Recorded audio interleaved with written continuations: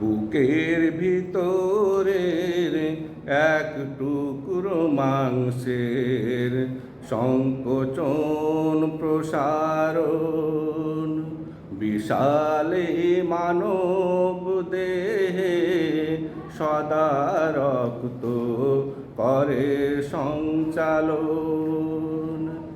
বুকের ভিতরের এক টুকরো মাংসের সংকোচন প্রসারণ, বিশালে মানব দেহে সদা রক্ত করে সঞ্চালন।